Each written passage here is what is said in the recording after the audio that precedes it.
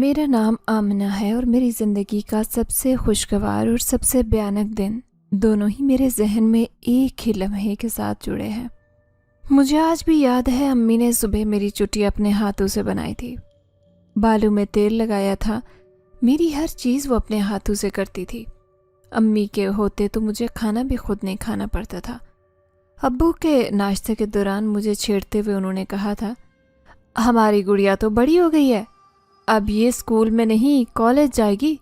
امی نے ہنس کر کہا تھا، پہلے میٹرک تو کر لے۔ اس وقت میں 14 برس کی تھی۔ کون جانتا تھا کہ وہ میرا آخری ناشتہ ہوگا جو ہم نے ایک ساتھ کیا؟ کون جانتا تھا کہ وہ آخری بار ہوگا جب میں نے ابو کو ہنستے ہوئے دیکھا اور امی کی گود میں سر رکھا؟ اسی دن شام کو امی ابو کسی عزیز کی عیادت کے لیے شہر کے دوسرے حصے میں گئے اور میں اپنی ہمسائی کے گھر اسکول کا کام کرنے لگ گئی۔ ابھی آدھا گھنٹہ ہی گزرا تھا کہ گلی میں شور مچ گیا۔ کسی نے کہا، اف خدایا اتنا بھیانک حادثہ۔ کسی نے نام لیا، عرفان بھائی اور روبینہ بھابھی بہت اچھے تھے بیچارے۔ میرے کانوں نے جیسے سننے سے انکار کر دیا، دل بند سا ہو گیا، پیر لرزنے لگے۔ کسی نے آ کر کندھا پکڑا اور کہا، آمنہ بیٹا صبر کرو، اللہ تمہارے امی ابو۔ نہیں نہیں، میں نے بار بار کہا تھا۔ میں دوڑی چیخی گلی کے نکڑ تک پہنچی، لیکن وہاں صرف ایک خاموشی تھی جس میں میرے ماں باپ کی سانسیں ہمیشہ کے لیے ختم ہو چکی تھی۔ ان کی لاشیں جب گھر آئیں تو سارا محلہ سوگوار تھا، لوگوں کی آنکھیں اشکبار تھی، لیکن میں ایک پتھر کی مورت بن چکی تھی۔ میں نے بس امی کا ہاتھ تھامے رکھا، جیسے کہوں، اٹھو امی، میری چٹھیاں رہ گئی ہے، مجھے تیار کرو نا۔ ابو کے چہرے پر وہی سکون تھا جو وہ نماز کے بعد محسوس کرتے، لیکن وہ سکون مجھے کاٹ کھانے لگا۔ میں ان کے جنازے کے ساتھ قبرستان گئی۔ دعا کے وقت میں نے خود سے وعدہ کیا، امی ابو میں بہت بہادر بنوں گی، لیکن اندر سے میں ٹوٹ گئی، ٹکڑوں میں بکھر گئی تھی۔ رشتہ داروں کی چہمگوئیاں شروع ہو گئی۔ اب کیا ہوگا آمنہ کا؟ کون رکھے گا؟ لڑکی ذات ہے، اکیلی کیسے رہے گی؟ اسی وقت چچا آگے بڑھے، ابو کے چھوٹے بھائی۔ انہوں نے میرے سر پر ہاتھ رکھا اور بڑے پیار سے کہا، آمنہ اب میری بیٹی ہے، میں اس کی پرورش کروں گا۔ چچی خاموش کھڑی تھی، شاید مجبور، شاید ناراض۔ ان کے چہرے پر وہ شفقت نہیں تھی جو ماں بننے کے لیے چاہیے تھی، لیکن اس وقت مجھے کسی کا سایہ چاہیے تھا، اور چچا کا ہاتھ میرے لیے سب کچھ بن گیا۔ یوں میرے بچپن کا سورج ہمیشہ کے لیے غروب ہو گیا۔ میں ایک نئی زندگی میں قدم رکھنے جا رہی تھی جس کا رنگ، ذائقہ اور خوشبو سب کچھ بدلنے والا تھا۔ لیکن ایک بات میں نے اس دن سیکھ لی تھی، جب انسان اپنوں کو کھو دیتا ہے تو دنیا کے رنگ بے معنی ہو جاتے۔ اب میرا بچپن صرف امی کے جھمکے، ابو کے وضو کی آواز اور آخری مسکراہٹ میں قید تھا، اور میرے دل پر یتیم کا وہ داغ ثابت ہو چکا تھا جو وقت کا کوئی مرہم نہیں مٹا سکا۔ امی ابو کے جنازے کے بعد مجھے چچا کے گھر لے جایا گیا۔ پہلے دن سب نے ہمدردی دکھائی۔ چچی نے میرے لیے اپنے ہاتھوں سے کھانا نکالا۔ چچا نے میرے سر پر ہاتھ رکھ کر کہا، اب تو ہماری ذمہ داری ہے آمنہ۔ چند دن تک سب کچھ ٹھیک رہا۔ میں خاموشی سے کمرے کے کسی کونے میں بیٹھی رہتی، اکثر رات کو روتی، کسی کو کچھ نہ کہتی۔ چچی آ کر کبھی میرے سر پر ہاتھ رکھتی، مگر ان کے لمس میں وہ ماں جیسا سکون نہیں تھا۔ ایک ہفتہ گزرا تو ان کا رویہ بدلنے لگا۔ صبح اٹھاتے ہوئے کہا جاتا، اب اٹھ بھی جاؤ، کب تک سوتی رہو گی؟ یہ گھر ہے، ہوٹل نہیں۔ میں حیران ہوتی پر خاموش رہتی۔ آہستہ آہستہ گھر کے کام میرے سپرد ہونے لگے۔ جھاڑو دینا، برتن دھونا، سبزی کاٹنا سب میرے ذمہ آ گیا۔ چچی اب خود تو کوئی کام نہیں کرتی تھی، اور مجھ سے کہا جاتا، تمہارے ماں باپ مر گئے تو کیا ہم سب بھی مر جائیں؟ کوئی کام تو کرنا پڑے گا زندہ رہنے کے لیے، کھانا پینا پڑتا ہے، پہننا اوڑھنا پڑتا ہے، کب تک سوگ مناتے رہیں گے؟ چچا باہر فیکٹری کے کاموں میں لگے رہتے، گھر میں چچی کی بات چلتی۔ چچی دن بھر تانے دیتی، ماں نے کچھ نہیں سکھایا تھا کیا؟ چل کپڑے دھو، نہ کام کی نہ کاج کی، اوپر سے شکل ایسی بناتی ہو جیسی شہزادی ہو۔ میری تعلیم رک گئی۔ چچا نے کہا، ابھی تو حالات ٹھیک نہیں، بعد میں داخلہ کروا دیں گے، لیکن وہ دن کبھی نہیں آیا۔ میں اسکول کی کتابوں کو الماری میں بند ہوتے دیکھتی رہی. وہ کتابیں جیسے مجھ سے چھین لی گئی ہوں. دن گزرنے لگے. میں صبح جلدی اٹھ کر کام کرتی، ناشتہ بناتی، پھر برتن، جھاڑو، کپڑے، ہر چیز مجھ پر تھی. چچی کا بیٹا جو مجھ سے چند سال بڑا تھا ہر وقت گھر میں آوارہ گھومتا رہتا. اسے پڑھائی میں کوئی دلچسپی نہیں تھی. اکثر دوستوں کے ساتھ گلی میں بیٹھا ہوتا یا کسی فلمی گانے پر موبائل میں لگا ہوتا. شروع میں وہ مجھے نظر انداز کرتا رہا. پھر ایک دن جب میں برتن دھو رہی تھی وہ پانی پینے آیا اور میرے قریب آ کر کھڑا ہو گیا. میں سہم گئی. اس کی نظروں میں کچھ عجیب تھا. وہ کچھ لمحے کھڑا رہا پھر ہنس کر چلا گیا. اس دن کے بعد جب بھی میں اکیلی ہوتی وہ قریب آ کر بیٹھ جاتا، بے تکی باتیں کرتا. کبھی میرے بالوں کو دیکھ کر کہتا، بہت اچھی خوشبو ہے تم میں. میں اسے نظر انداز کرتی رہی. چچی سے شکایت کی تو بولی، وہ تو تمہارا بھائی ہے، دل میں وہم نہ پالا کرو. میں خاموش ہو گئی مگر دل میں خوف بیٹھ گیا. مجھے اب سارم سے خوف آنے لگا تھا. وہ بات بے بات میرے آگے پیچھے منڈلانے لگا اور میں اچھی طرح سے جانتی تھی کہ چچی بھی اس بات کو بھانپ گئی ہیں. وقت آہستہ آہستہ گزر رہا تھا. میں زیادہ تر کوشش کرتی کہ جب چچی اکیلی ہو تو ان کے ساتھ ہی بیٹھ جایا کروں یا انہی کے پاس رہا کروں. سارم کی غیر موجودگی میں گھر کے سارے کام نپٹا لیتی، لیکن جیسے ہی وہ گھر آتا میں چچی کے پہلو میں جا کر بیٹھ جاتی. یوں وقت تیزی سے گزرتا گیا اور پتہ ہی نہیں چلا کہ کب 3 سال گزر گئے اور میں 17 سال کی ہو گئی. سارم بھی اب 22 سال کا ایک نوجوان ہو چکا تھا. میں گھر کے کام کاج نمٹانے کے بعد اکثر سلائی مشین پر کچھ نہ کچھ سلتی تاکہ میرے ہاتھ میں کوئی ہنر ہو. کبھی کبھار چچی مجھے کچھ سمجھا دیتی. یوں میں اپنے کپڑے بنانا سیکھ گئی تھی. چچا کو تو شروع سے ہی بڑا آدمی بننے کا شوق تھا، اس لیے انہوں نے زیادہ تعلیم بھی حاصل کی تھی اور دوست کی مدد سے ایک فیکٹری بھی شروع کی تھی. ان کا گھرانہ ہم سے زیادہ امیر کبیر تھا. میرے والد کم پڑھے لکھے ہونے کے ناطے اتنے امیر نہیں تھے. یوں چچا نے اپنی محنت کے بلبوتے پر ایک بہت بڑی کوٹھی بنا لی تھی. چچی کا رہن سہن اور کھانا بھی ہم سے ذرا مختلف تھا. وقت کی رفتار تیز چلی اور ہم سب اس کے ساتھ آگے ہی بڑھے. ایک رات چچی نے کہا، صبح تمہارا نیا سوٹ نکال دینا، چچا تمہیں بازار لے جائیں گے. میں حیران ہوئی. وجہ پوچھی تو بولی، بس کچھ مہمان آ رہے ہیں، تمہیں صاف ستھری لگنا چاہیے. اگلے دن واقعی بازار گئے لیکن مہمان نہیں آئے. چچا نے مجھے خود کچھ کپڑے دلوائے اور کچھ زیور اور کچھ نئے جوتے. یہ سب کچھ دیکھ کر میں بہت خوش ہوئی. پھر چچا نے مجھے الگ کمرے میں بلایا اور کہا، آمنہ تم بڑی ہو گئی ہو، ہم چاہتے ہیں کہ تم ہماری عزت بنو، اس گھر کی بیٹی بھی اور بہو بھی. میں کچھ نہ سمجھ سکی. چچا نے کہا، ہم چاہتے ہیں تمہاری شادی ہمارے بیٹے سارم سے ہو جائے. میں نے گھبرا کر کہا، نہیں چچا، وہ میرے بھائی جیسے ہیں اور وہ تو خود بھی مجھے پسند نہیں کرتے. چچا کا لہجہ سخت ہو گیا. شکر ادا کرو کہ ہم نے تمہیں اپنے گھر میں رکھا ہوا ہے، ورنہ دنیا میں کون رکھتا ہے یتیم لڑکی کو. اب تمہارا نکاح اسی سے کریں گے اور یہی فیصلہ ہے. میں رات بھر روتی رہی.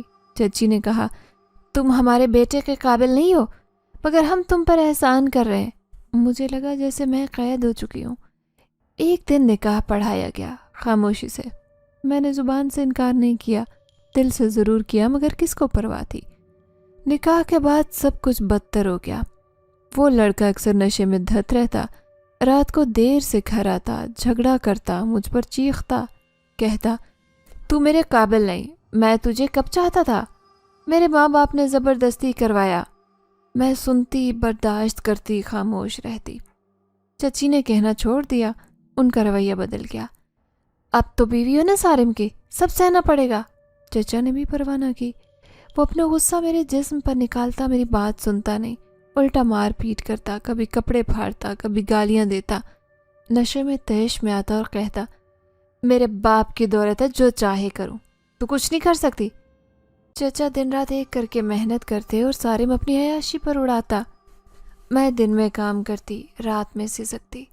میری زندگی ایک نوکرانی سے بدتر ہو گئی تھی. تعلیم ختم ہو گئی، عزت چھین گئی، خواب دفن ہو گئے. اکثر رات کو دل سے کہتی، امی ابو مجھے بھی اپنے ساتھ لے جاتے تو اچھا تھا. نکاح کو چند ہفتے ہوئے تھے جب مجھے سمجھ آ گیا کہ میرا شوہر عام انسان نہیں، ایک بگڑا ہوا آوارہ اور حیوانی طبیعت کا شخص ہے. شروع میں رات کو دیر سے آتا، میں دروازے کے پیچھے بیٹھی اس کے قدموں کی چاپ سنتی رہی۔ دروازہ کھلتا، شراب کی بو اندر داخل ہوتی اور اس کے ساتھ میرا سکون باہر نکل جاتا۔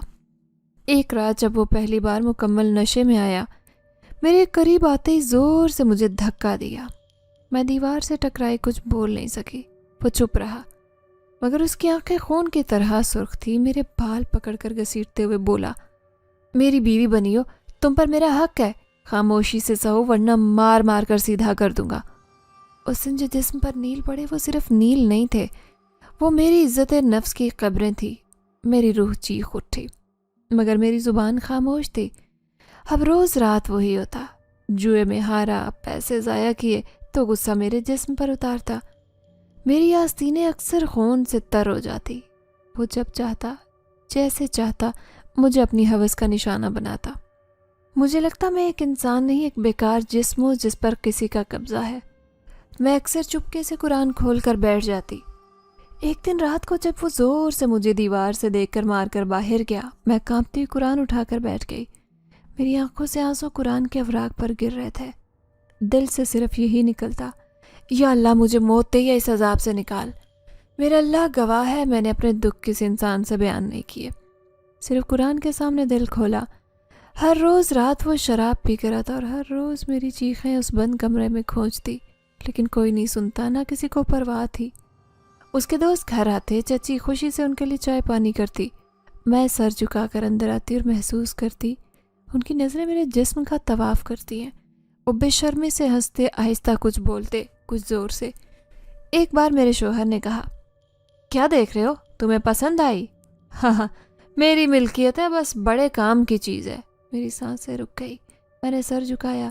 چچی کمرے میں آ کر بولی، یہ سب مردوں کی باتیں ہوتی ہیں، برداشت کرو، ہم نے بھی اپنے وقتوں میں کیا تھا، بس ہنس لیا کرو، تیرا کیا جائے گا۔ ایک دن تو حد ہو گئی، اس کا ایک دوست نشے میں دھت میرے کمرے میں آ گیا۔ میں چیختی چلاتی دروازہ بند کیا۔ چچی سے کہا تو کہنے لگی، ارے تم نے کوئی اشارہ کیا ہوگا، بند مٹھی کوئی نہیں کھول سکتا خود سے۔ مجھے لگا جیسے میں اس گھر کی عزت نہیں، ایک گالی ہوں، ایک بوجھ ہوں جو ہر کسی کے لیے مذاق بن گئی۔ مجھے اکثر رات کو اپنی ذات پر شک ہونے لگا۔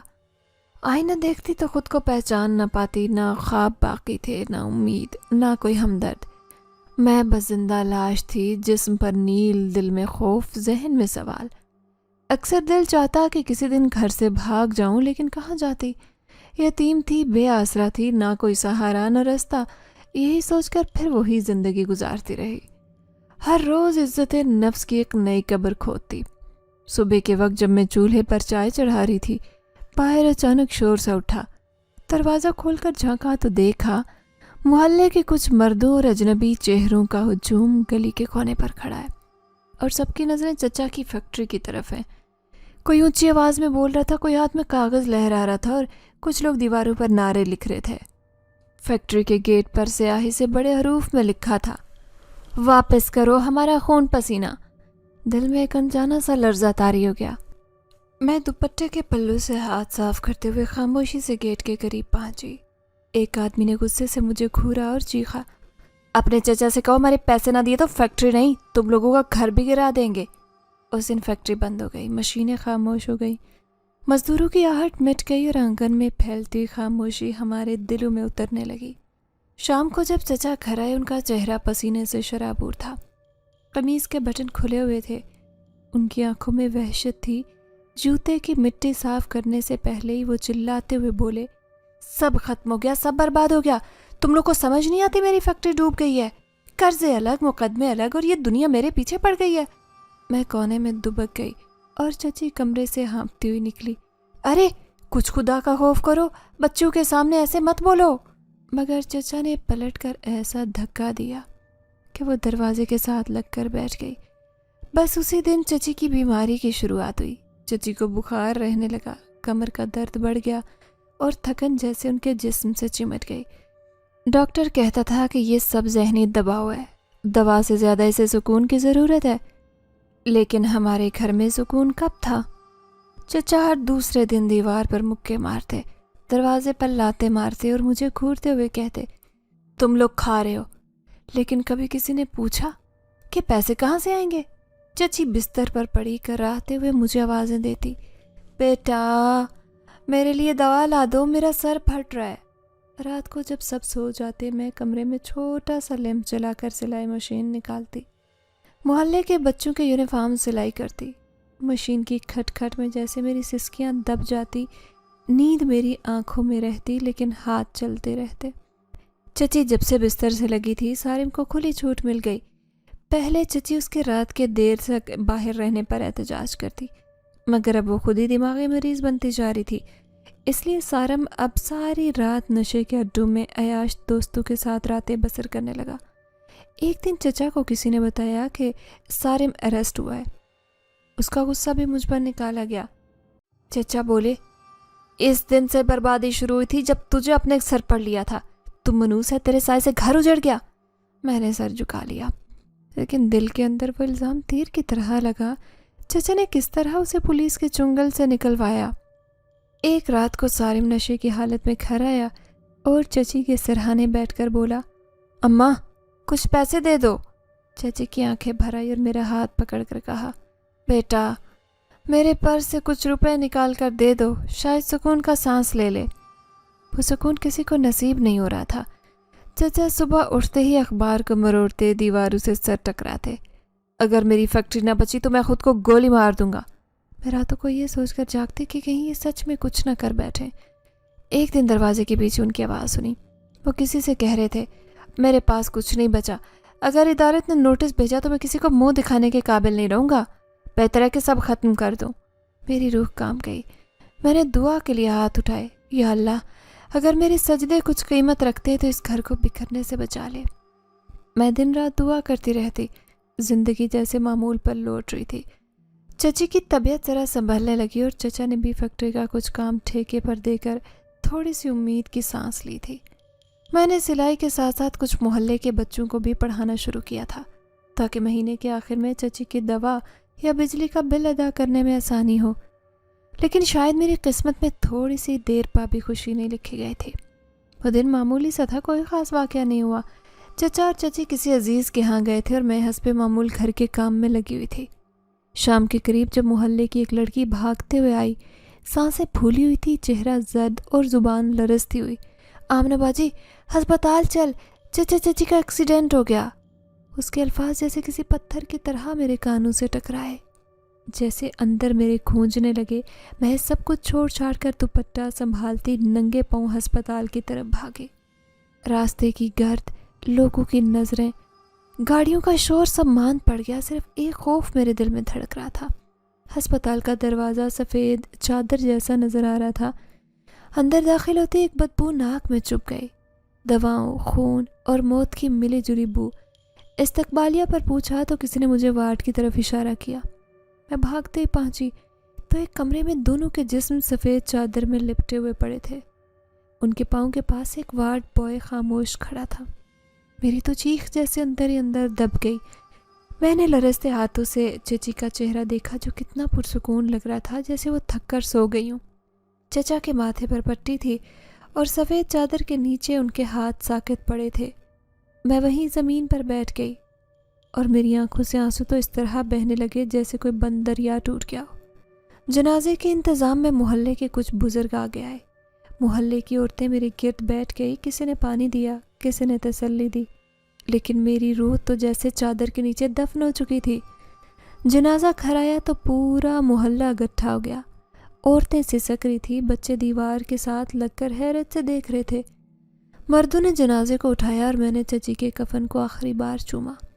میری آنکھوں کے سامنے وہ سب دن تیرنے لگے جب چچی نے مجھے بخار میں پانی پلایا تھا، چچا جب وہ مجھے بیٹی کہہ کر بلاتے تھے۔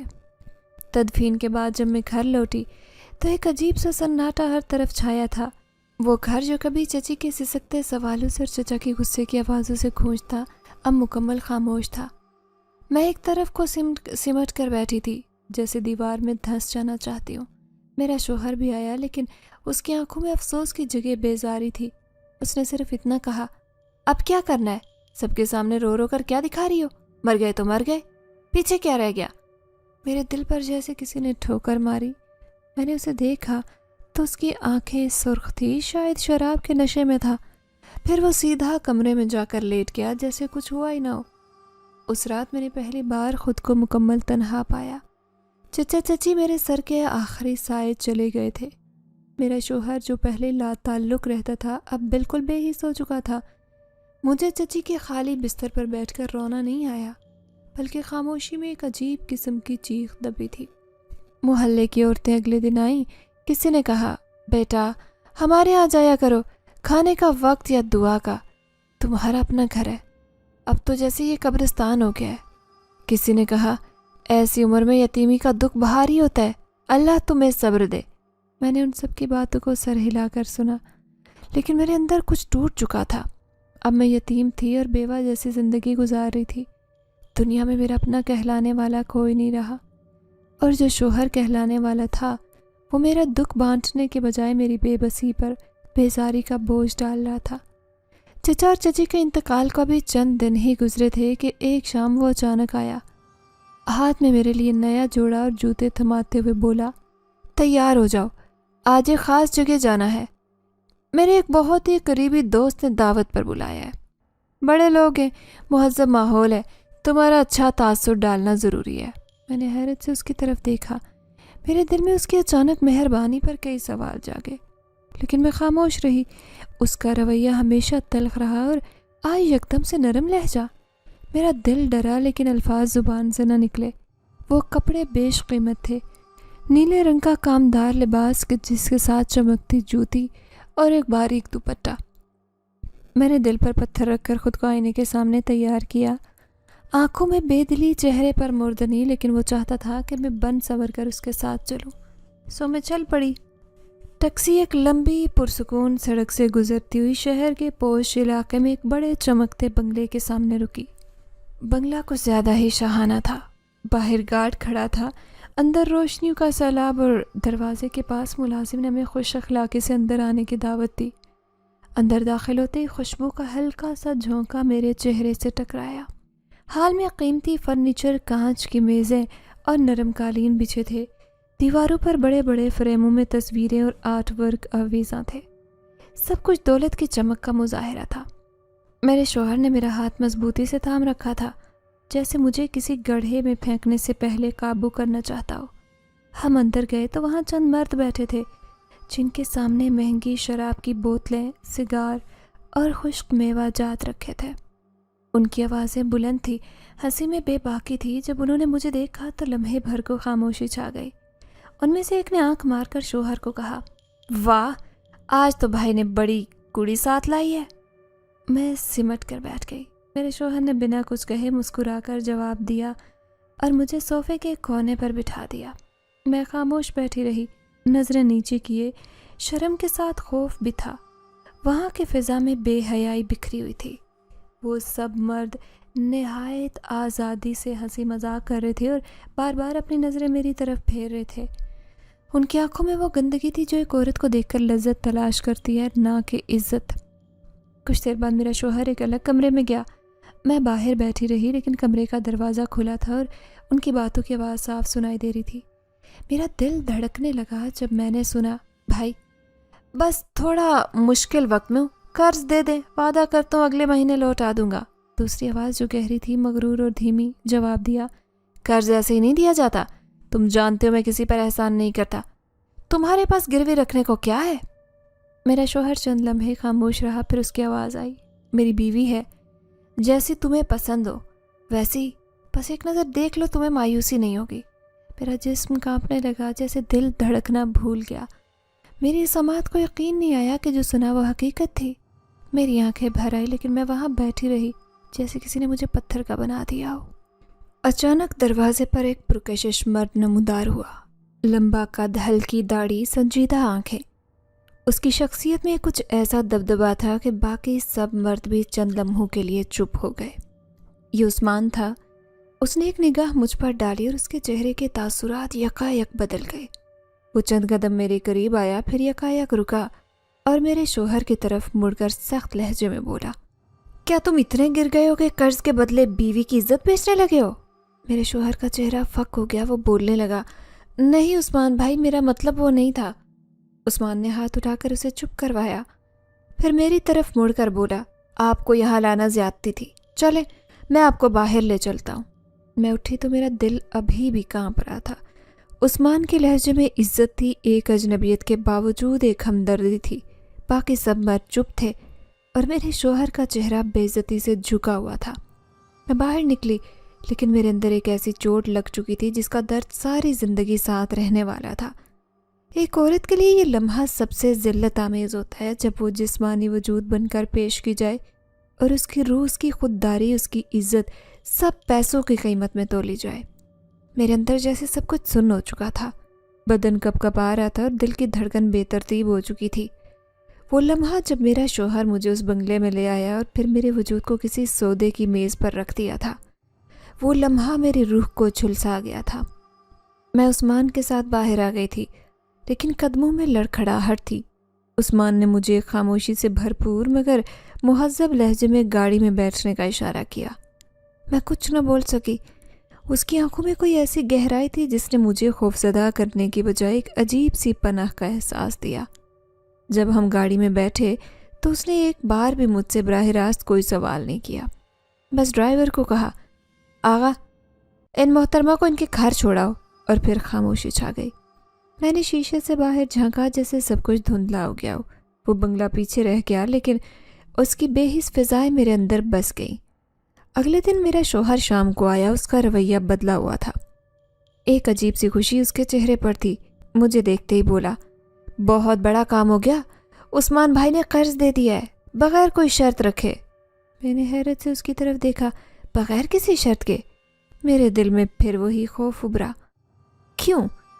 اس شخص نے جو اتنا روبدار تھا، جس کی نظریں کسی عام مرد کی طرح ہوس سے خالی تھی، اس نے ایسا کیوں کیا؟ میرے شوہر نے بے نیازی سے جواب دیا، پتہ نہیں، شاید تجھ پر دل آ گیا ہو یا پھر اس نے واقعی میری حالت پر ترس کھایا۔ خیر مجھے کیا، پیسے آ گئے، بس اب زندگی پھر سے سیدھی ہو جائے گی۔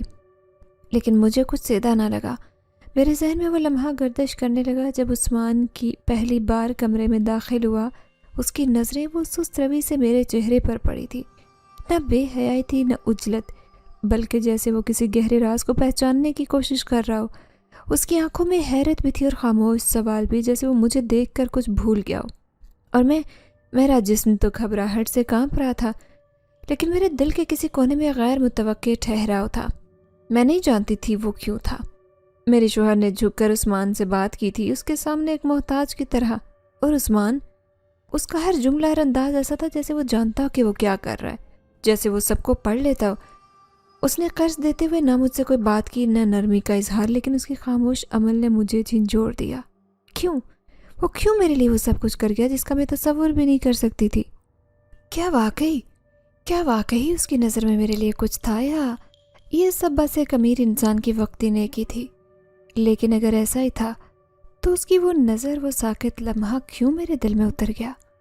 میں رات دیر تک جاگتی رہی، خاموشی سے قرآن کھولا اور دعا کی، یا اللہ، اگر میرے نصیب میں کوئی اچھائی ہے تو میرے ساتھ ظلم کرنے والوں سے بچا لے، اور اگر کوئی اجنبی میری تقدیر بننے آ رہا ہے تو اسے میرے لیے نجات کا وسیلہ بنا۔ وہ دن میرے لیے ایک اور قیامت کی صورت میں آیا۔ 3 مہینے ہو چکے تھے عثمان کی طرف سے دیے گئے قرض کو، اور میرا شوہر ان 3 مہینوں میں ایسے جیا جیسے دولت اسی کی نسل میں ہو۔ نئے کپڑے، جوا، شراب، بے مقصد دعوتیں، دوستوں کی محفلیں، کچھ نہ چھوڑا تھا اس نے۔ میں اکثر رات کو آنکھیں بند کیے سوچتی، آخر انسان کب سیکھتا ہے، کب خود کو سنبھالتا ہے؟ کیا ہر موقع ایک نئی بربادی کے لیے ہوتا ہے؟ عثمان کا چہرہ بھی میرے ذہن سے محو نہ ہوتا، اس کی خاموشی، اس کی وہ پہلی نظر، اس کا بغیر کسی شرط کے قرض دینا، کیا یہ سب بس ایک سودے کا آغاز تھا؟ اس دن شام ڈھلنے سے پہلے دروازہ زور سے کھلا۔ میرا شوہر اندر آیا، چہرہ پسینے سے بھیگا ہوا، آنکھیں خوف سے پھیلی ہوئی تھی۔ میں کچن میں روٹی بنا رہی تھی، لیکن اس کی گھبراہٹ نے میرا دل دہلا دیا۔ آمنہ، وہ آ گیا ہے عثمان، اس کی آواز کانپ رہی تھی۔ میں نے سوالیہ نظروں سے دیکھا۔ کس لیے؟ اس نے جواب دیا، پیسے، یا تجھے لے جائے گا۔ میری ٹانگوں سے جیسے جان نکل گئی، میں برتن چھوڑ کر پیچھے ہٹی۔ کیا مطلب؟ میں سب کچھ ہار گیا ہوں، کچھ نہیں بچا، اور تو؟ میں نے دھیمی مگر لرزتی ہوئی آواز میں پوچھا۔ میں کیا کر سکتا ہوں؟ اس نے چیخ کر کہا، تو ہی تو بچی ہے میرے پاس۔ اس کے اتنے میں ہی دروازے پر زور سے دستک ہوئی۔ میرے دل کے دھڑکن جیسے رک گئی۔ وہ داخل ہوا، عثمان، وہی عثمان جو پہلی بار اس بنگلے میں میری طرف خاموش مگر گہری نظر سے دیکھ رہا تھا۔ اس بار اس کی آنکھوں میں ضبط کا طوفان تھا اور چہرے پر وہی وقار جو پہلی ملاقات میں بھی تھا، مگر اب کچھ اور بھی تھا، غصہ۔ وقت ختم ہو گیا، اس نے کہا۔ میرا شوہر لپک کر اس کے قدموں میں جا گرا۔ مجھے مہلت دے دے، میں سب کچھ واپس کر دوں گا۔ عثمان نے اسے کندھے سے اٹھایا اور ایک نظر میری طرف دیکھا، پھر کہا، میں کسی کی خیرات پر وقت ضائع نہیں کرتا، پیسے واپس کرو یا… اس کی آواز تھم گئی۔ شوہر نے میری طرف دیکھا جیسے کسی مردہ جسم کو گھورتا ہو، پھر میز کی دراز سے طلاق نامہ نکالا۔ وہ پہلے ہی لکھ چکا تھا۔ میری چیخ نکل گئی، نہیں! میں بھاگ کر اس کے ہاتھ پکڑنے لگی۔ نہیں، یہ میرا گھر ہے، میری زندگی ہے۔ زندگی؟ وہ ہنسا۔ تم میرے لیے کیا ہے؟ ایک قرض کا بوجھ؟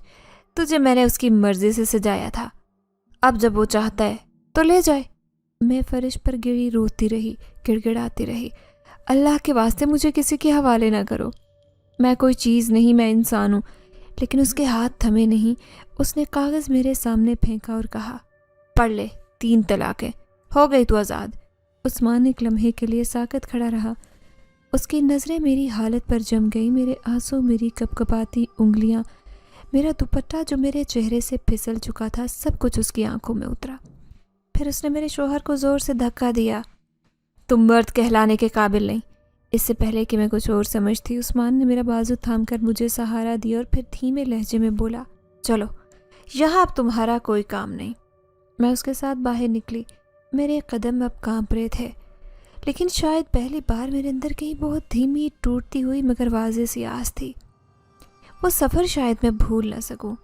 میری آنکھوں میں آنسو تھے، دل میں طوفان، قدموں میں لرزش اور ذہن میں بے شمار سوالات، مگر اس کے باوجود عثمان کا ہاتھ میرے بازو پر مضبوطی سے رکھا ہوا تھا، جیسے کہہ رہا ہو، اب میں ہوں، تمہیں کچھ نہیں ہونے دوں گا۔ گاڑی میں خاموشی تھی، صرف گاڑی کی ہلکی ہلکی گونج سنائی دیتی رہی جو میرے دل کے دھڑکن کے ساتھ تال میل بنا رہی تھی۔ شہر سے نکلتے نکلتے راستہ بدل گیا۔ میں نے شیشے سے باہر جھانکا، چمکتی سڑکیں، درختوں کی قطاریں اور پھر ایک اونچی دیواروں والا دروازہ۔ دروازہ کھلا اور گاڑی اندر داخل ہوئی۔ میرے سامنے جو منظر تھا اس نے میری آنکھوں کو حیرت سے ساکت کر دیا۔ یہ کوئی عام مکان نہیں تھا، ایک محل تھا۔ لمبے لمبے ستون، شفاف فرش، پانی کے فوارے، سرسبز باغیچے، روشنیوں سے جگمگاتا در و دیوار۔ میں چند لمحے کے لیے سانس لینا بھول گئی۔ عثمان نے گاڑی سے اتر کر دروازہ کھولا اور خاموشی سے میری طرف ہاتھ بڑھایا۔ میں جھجکی مگر پھر کچھ سوچے سمجھے بغیر اس کے ساتھ چل پڑی۔ اندر داخل ہوتے ہی ایک ملازمہ دوپٹہ سنبھالتے ہوئے میرے قریب آئی۔ بی بی جی آئیے، عثمان نے سر جھکا کر بس اتنا کہا۔ یہ آپ کا گھر ہے بامنا۔ میں ایک لمبے اور خاموش راہداری سے گزر کر ایک بڑے کمرے میں داخل ہوئی۔ کمرہ وسیع، نرم روشنیوں سے روشن، فرش پر مہنگا قالین، دیواروں پر خوبصورت آرٹ ورک، ایک جانب نرم صوفے اور دوسری جانب بڑا سا بیڈ جس پر سفید چادر بچھائی گئی تھی۔ کھڑکی سے باغ کا منظر نظر آ رہا تھا۔ ایک ہلکی سی ٹھنڈک پورے کمرے میں پھیلی ہوئی تھی۔ ملازمہ نے میرے سامنے ایک پلیٹ میں گرما گرم کھانا رکھ دیا۔ سالن کی خوشبو ایسی تھی جیسے کسی ماں کے ہاتھوں کا ذائقہ۔ میں نے سوالیہ نظروں سے عثمان کی طرف دیکھا جو دروازے کے پاس کھڑا تھا۔ کیا میں یہاں رک سکتی ہوں؟ اس نے ہلکی مسکراہٹ سے کہا، جتنا وقت تم چاہو، تمہیں یہاں کوئی تنگ نہیں کرے گا، نہ کوئی سوال، نہ کوئی زبردستی۔ میں نے نظریں جھکا لی۔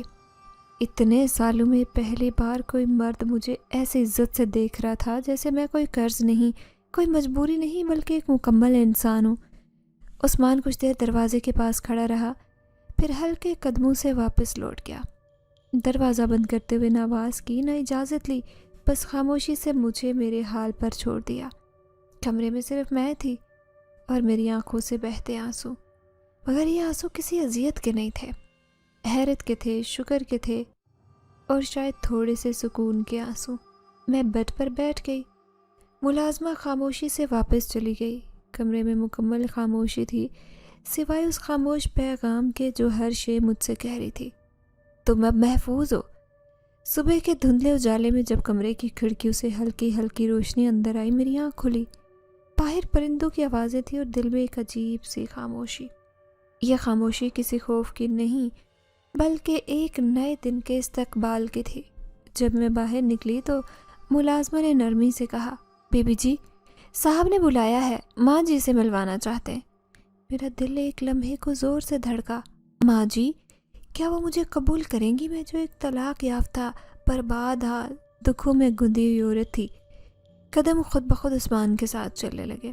وہ ہمیشہ کی طرح خاموش تھا، مگر اس کی خاموشی میں آج ایک نرمی سی تھی، جیسے وہ خود کسی جذباتی لمحے سے گزر رہا ہو۔ ہم ایک بڑے پرسکون کمرے میں داخل ہوئے۔ وہاں ایک بڑی نرم سی کرسی پر ایک ضعیف عورت بیٹھی تھی، سر پر سفید دوپٹہ، چہرے پر شفقت، آنکھوں میں وہ روشنی جو برسوں کی عبادت اور درد سہنے سے آتی ہے۔ عثمان نے آہستگی سے کہا، ماں جی، یہ آمنہ ہے۔ ماں جی نے میری طرف دیکھا، میں نے فوراً دوپٹہ سنبھالا اور آگے بڑھ کر ادب سے سلام کیا۔ وہ مسکرائیں، ان کی مسکراہٹ میں دنیا جہان کی محبت سمٹی ہوئی تھی۔ بیٹھو بیٹی، تمہیں دیکھ کر دل کو سکون ملا ہے۔ ان کے الفاظ کسی دعا کی طرح دل میں اتر گئے۔ میں کب سے دعا کر رہی تھی کہ میرے عثمان کو ایسی بیوی ملے جو اس کے دل کا دکھ سمجھے، اس کے ساتھ چلے اور ہمیں بہو نہیں بیٹی بن کر ملے۔ میرے ہونٹ سلے ہوئے تھے، نہ کوئی سوال کیا نہ کوئی جواب دیا۔ میں صرف ان کے قدموں میں بیٹھ گئی اور اپنا سر جھکا لیا۔ دل میں بس اتنا احساس تھا کہ شاید برسوں بعد کسی نے مجھے اپنایا ہے، بغیر کسی شرط، بغیر کسی طمع۔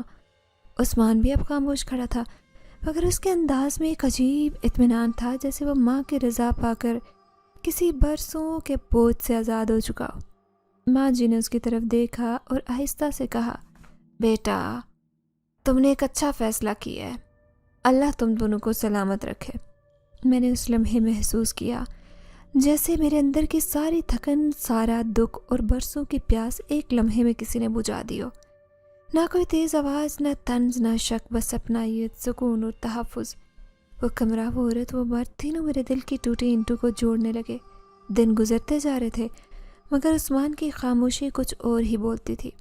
وہ ہر روز میرے آس پاس رہتا، مگر کبھی کوئی حد نہ پار کرتا۔ اس کی خاموش نظروں میں کئی بار ایک سوال ابھرتا، جیسے وہ مجھ سے کچھ کہنا چاہتا ہو، کوئی بوجھ ہلکا کرنا چاہتا ہو، مگر ہر بار لب سیلے تھا۔ ایک شام جب سورج ڈوبنے کو تھا، کمرہ نارنجی اور سنہری روشنی سے بھرا ہوا تھا، وہ میرے پاس آ کر بیٹھا، خاموشی سے مجھے دیکھتا رہا۔ میں نے پہلی بار اس کی آنکھوں میں اضطراب دیکھا، جیسے صدیوں پرانی کوئی آگ سلگ رہی ہو۔ میں نے آہستہ سے پوچھا، عثمان، خیریت ہے نا؟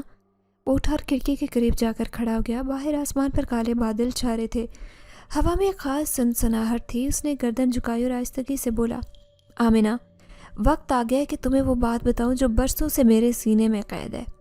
میں نے پلکیں جھپکی، دل میں بے چینی کی لہر دوڑی۔ اس کی آواز میں ایسی گمبھیرتا تھی جو عام انسانوں میں نہیں ہوتی۔ میں انسان نہیں ہوں آمنہ، میں ایک جن زاد ہوں، شاہی جنوں کی نسل سے۔ میری پیدائش کسی جنگل، کسی غار میں نہیں ہوئی، بلکہ انسانوں کے درمیان ایک انسان ماں کی گود میں ہوئی۔ اس نے مجھے پالا جیسے اپنا خون ہو۔ میرے اپنے والدین نے مجھے ایک مصلحت کے تحت اپنے آپ سے جدا کیا تھا، اور تب میری ماں، انہوں نے مجھے گود لیا، ایک ہسپتال کے کمرے سے۔ میں دم بخود اسے دیکھتی رہی، جسم میں ایک جھرجھری دوڑ گئی، لب ہلے مگر آواز نہیں نکلی۔ وہ پلٹا، میری طرف آیا، زمین پر بیٹھ گیا اور میری طرف اپنی روشن چمکدار آنکھوں میں دیکھتے ہوئے بولا، مجھے معلوم تھا تم ڈر جاؤ گے، تمہیں یہ سب خواب لگے گا یا کوئی ڈراؤنا سچ، مگر آمنہ، میں نے تمہیں کبھی نقصان نہیں پہنچایا، نہ پہنچاؤں گا۔ میں تمہیں لے آیا صرف عزت دینے کے لیے، کیونکہ تم نے میری ماں جی کے دل کو وہ سکون دیا جو وہ برسوں سے ترس رہی تھی، اور تم نے میرے دل کو وہ احساس دیا جو مجھے کبھی نصیب نہیں ہوا۔ تمہاری ایک جھلک دیکھنے کے بعد مجھے سمجھ آ گیا تھا کہ تم کس کرب میں مبتلا اور وہاں سے تمہیں کیسے چھڑایا جا سکتا ہے۔ میرے ہاتھ کانپنے لگے، دل میں ہلچل، ایک سوالوں بھرا طوفان۔ اگر تم جن ہو تو مجھے کیوں چنا؟ میں کیوں؟ کیونکہ تم وہ ہو جس سے مجھے محبت ہوئی، وہ بولا۔ تمہارے دکھوں نے میرے دل کو چھوا، تمہارے آنسو میرے لیے آگ بنے اور تمہاری خاموش دعائیں میرے لیے روشنی۔ آمنہ، میں نے تمہاری عزت نفس کو کبھی چوٹ نہیں پہنچائی. میں چاہتا تو تمہیں ایک لمحے میں قید کر سکتا تھا، مگر میں نے صرف تمہیں محفوظ رکھا کیونکہ تم انسان ہو اور میں تمہیں انسانوں سے بڑھ کر عزت دینا چاہتا ہوں. میں ایک لمحے کو ساکت رہی، نہ خوشی نہ غم، صرف ایک احساس کہ شاید میں ایسے وجود کے سامنے ہوں جو انسانوں سے زیادہ مہذب ہے، جس کی رگوں میں جنات کا خون ضرور ہے مگر دل انسانوں سے زیادہ نرم ہے. دروازہ اچانک کھلا. ماں جی اندر آئی. ان کی آنکھوں میں سکون تھا جیسے وہ پہلے ہی سب جانتی ہوں. بیٹی، مجھے معلوم تھا تمہیں سچ بتا دیا جائے گا، مگر یاد رکھنا وہ صرف جنزاد نہیں، وہ میرا بیٹا بھی ہے اور تم اس کی امانت ہو جسے اس نے ہمیشہ پاکیزگی سے سنبھالا. میری آنکھوں میں آنسو آ گئے، مگر یہ آنسو خوف کے نہیں بلکہ اس سچ کو قبول ہونے کے تھے جو میری سوچ سے بالا تر تھا. مگر میرے دل نے اسے تسلیم کر لیا. کمرے میں خاموشی تھی، جیسے سانس لینا بھی گناہ ہو. آسمان پر ہلکے بادل چھا گئے اور سرد ہوا روشن دان سے اندر آ رہی تھی. عثمان آج بہت بدلا لگ رہا تھا. اس کی آنکھیں جو ہمیشہ ٹھہراؤ کا عکس ہوتی تھی آج کسی طوفان کی گواہی دے رہی تھی. وہ خاموشی سے میرے سامنے آ بیٹھا. اس کی نظر میری آنکھوں میں کچھ کھوج رہی تھی، شاید وہ لمحہ جس میں اس پر مکمل بھروسہ کر سکوں. آمنہ، اس نے آہستہ سے میرا نام پکارا، جیسے میری روح کو آواز دی ہو. آج تمہیں وہ سب بتانے کا وقت آ گیا ہے جس سے تم اب تک انجان تھی. میں کچھ کہے بغیر اس کی طرف دیکھتے رہی. وہ بولا، جس دن تم میرے دوست کے بنگلے پر آئیں میں وہاں پہلے سے موجود تھا. تمہارے شوہر نے تمہیں وہاں دوستوں کے بیچ لا کر ان کی نظروں کے سامنے سجا کر پیش کیا. تمہیں معلوم نہیں مگر وہ اس رات تمہاری بولی لگانے والا تھا. میں یہ جانتا تھا کیونکہ ایسی حرکتیں وہ پہلے بھی کر چکا تھا. اس بار اس نے اپنی بیوی کی عزت کو اپنے فائدے کے لیے گروی رکھا، لیکن قسمت نے تمہیں بچا لیا. میرے حلق سے کانٹے اگ گئے. میں یہ سب کچھ سننا میرے لیے جیسے بجلی بن کر گرا. میری آنکھوں سے بے آواز آنسو بہنے لگے. عثمان نے بات جاری رکھی، میں نے اس رات فیصلہ کر لیا کہ اگر میں تمہیں نہ بچاؤں تو تم کسی اور کے ہاتھوں برباد ہو جاؤ گی. میں جانتا تھا وہ شخص پیسوں کی خاطر کچھ بھی کر سکتا ہے. اس کے دوست، اس کی نظریں، ان کا ہنسی مذاق، سب کچھ میرے لیے ناقابل برداشت تھا. وہ رکا جیسے کچھ یاد کر رہا ہو، پھر بولا، میں نے اسی لیے خود قرض دینے کا فیصلہ کیا. اس کے دل میں لالچ پیدا کیا. اسے یہ لگنے دیا کہ وہ میرے سامنے جھک کر اپنی بیوی کے بدلے قرض مانگ رہا ہے. مجھے یقین تھا کہ وہ 3 ماہ میں سب کچھ ضائع کر دے گا اور جب قرض کا تقاضا ہوگا وہ تمہیں بیچ ڈالے گا. مگر اس بار تم کسی درندے کے پاس نہیں، میرے پاس آؤ گی جو تمہیں عزت دے گا، تحفظ دے گا. میرا وجود لرز گیا. یہ سب ایک منصوبہ تھا، ایک سوچا سمجھا جال. لیکن پھر ایک نرم احساس میرے دل میں جاگا. میں نے سوچا کیا کسی نے مجھے ایسے بچانے کی کوشش کی تھی جیسے میں اس کے لیے قیمتی ہوں. عثمان نے مجھے بیچنے کے لیے نہیں، بچانے کے لیے خریدا. یا خریداری نہیں، تحفظ تھا. میں تم سے تب سے محبت کرنے لگا تھا جب تم اس بنگلے کے کونے میں چپ چاپ بیٹھی تھی، اپنی آنکھوں میں ہجر اور بے بسی سمیٹے. تمہاری خاموشی نے میرے دل کی دھڑکنیں بدلی اور تب سے میں نے فیصلہ کیا کہ تمہیں اس جہنم سے نکالنا میرا فرض ہے. میں نے آنکھیں بند کر لی. آنسو اب بھی بہہ رہے تھے مگر ان میں شکر گزاری تھی، نفرت نہیں. دکھ تھا مگر اس دکھ میں یقین کا چراغ بھی جل رہا تھا. آمنہ، تمہیں حق ہے کہ تم مجھے معاف نہ کرو، مگر یہ جان لو میرے ہر عمل کے پیچھے صرف تمہاری حفاظت کا ارادہ تھا. مجھے تمہارے جسم کی نہیں، تمہارے وجود کی حرمت عزیز ہے. میری نگاہیں اس پر ٹھہر گئی. اس کی آنکھوں میں ایک سچائی، ایک پچھتاوا اور خالص محبت تھی. میں کچھ کہہ نہ سکی، بس خاموشی سے اس کے قدموں کے پاس بیٹھی رہی، جیسے دل کہہ رہا ہو شاید میں پہلی بار کسی کے پاس محفوظ ہوں. دن جیسے تھم گئے. محل کے آنگن میں صبح کی ہلکی دھوپ پھیلی تھی اور میں وہیں چپ چاپ بیٹھی تسبیح کے دانے گن رہی تھی. میرے دل میں عجیب خاموشی اور گہری سوچوں کی گونج تھی. وہ لمحہ جب عثمان نے نہایت شائستگی سے نہ جھک کر نہ دبا کر بلکہ عزت سے، محبت سے کہا، آمنہ، میں تم سے نکاح کرنا چاہتا ہوں مگر تب جب تم اس رشتے کو دل سے قبول کرو. اگر تم انکار کر دو تو بھی میں تمہاری حفاظت کرتا رہوں گا. تمہیں یہاں رہنے کا، عزت سے جینے کا ہر حق حاصل ہے. میں نے اس کی بات سنی مگر میرے وجود میں سناٹا اتر گیا.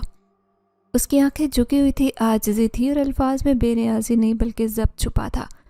ایسا ضبط جو صرف وہی شخص کرتا ہے جو سچی محبت کرتا ہو اور صبر کی حدوں سے واقف ہو. میں کئی دن اس کے سامنے نہ گئی. ملازمہ میرے لیے کھانا لاتی اور میں اپنے کمرے کے گوشے میں چپ چاپ بیٹھ کر تلاوت کرتی، کبھی خاموشی میں ڈوب جاتی. میرے دل میں کئی سوال تھے. کیا یہ نکاح ایک احسان کے بدلے ہے؟ کیا میں اس شخص کے ساتھ جڑنے کے قابل ہوں؟